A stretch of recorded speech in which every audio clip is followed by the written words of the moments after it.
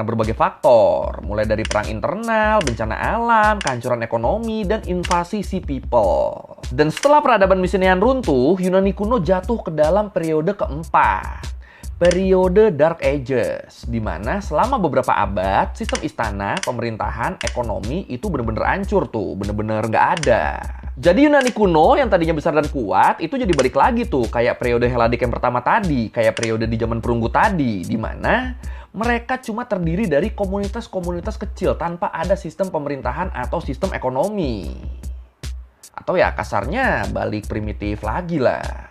Dan gara-gara balik primitif lagi ini, sistem penulisan yang udah ada di periode Mycenaean jadi punah tuh karena nggak ada yang lanjutin. Terus para bangsawan juga musnah, yang nyisa tuh bener-bener cuma rakyat jelata miskin yang nggak bisa baca tulis. Jadi ya selama Dark Ages ini orang Yunani kuno tuh jadi pada buta huruf semua. Bisa drop banget gini ya. A civil war sparked by religion is only one of a number of theories that might explain why Minoan civilization collapsed sometime around 1450 BC. All we do know for sure is that by then, Greek-speaking Mycenaeans from the mainland were installed at Knossos.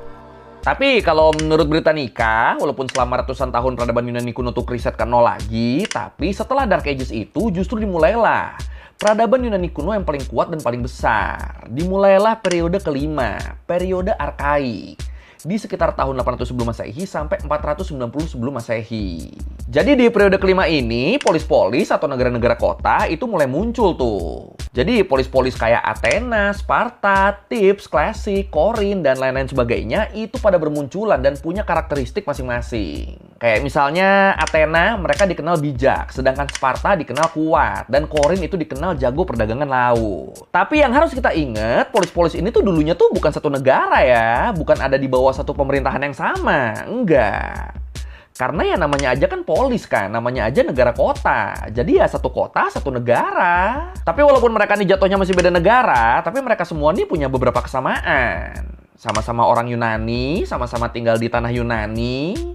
Terus agama sama dewa-dewi mereka juga sama, dan bahasa sama sistem penulisan mereka juga serumpun.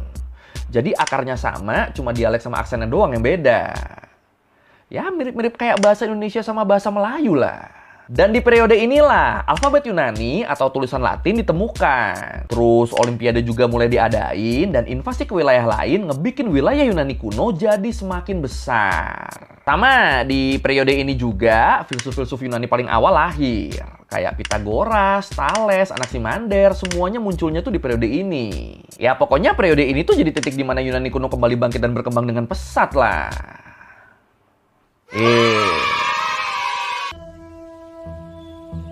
Here, once every 4 years, men from across the Greek world would gather